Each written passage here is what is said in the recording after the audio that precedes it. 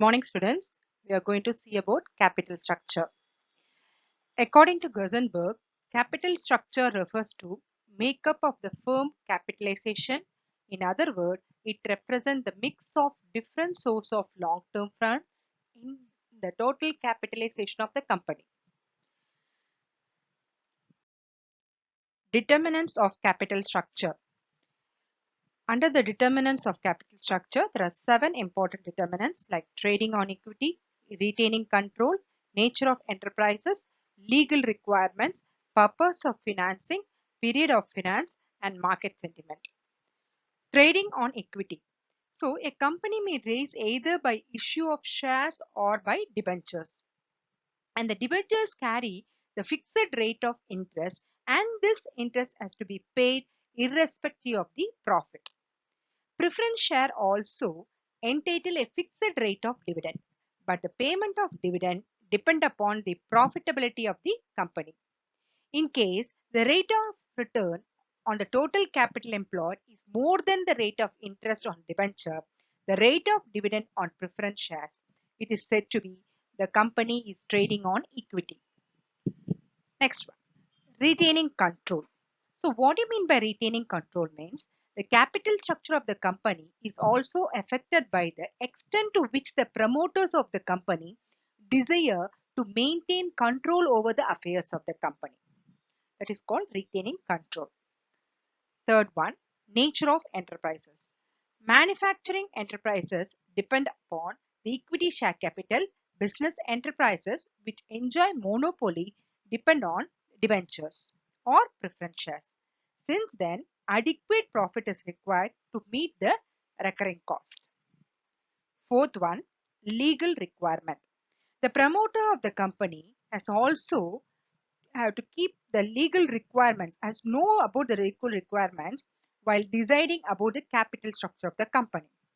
Then only he can do the business. Purpose of financing. In case of purpose of financing, the funds are required for the productive purpose. For example, for purchasing of new machinery, the company can afford to raise the fund by issue of debentures. If funds required for non-productive purpose, for example, we can say providing welfare facilities, then to employ like construction of schools or hospitals, buildings, etc. The company should raise the fund by issue of equity shares. Then, period of financing. In case of funds are required for 8 to 10 years, it will be appropriate to issue the debentures rather than issuing of shares. If funds are raised by the issue of shares, after 8 to 10 years, it will be subject to legal complaints. Next one, market sentiments. There are periods when people want to have a absolute safety. In such case, it will be appropriate to raise the fund by issue of debentures. So the people in earning the higher income of incomes, in such case, it will be appropriate to raise the fund by issuing of equity shares.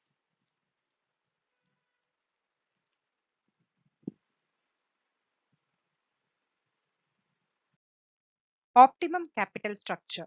The optimum capital structure is obtained when the market value of the equity share is maximum.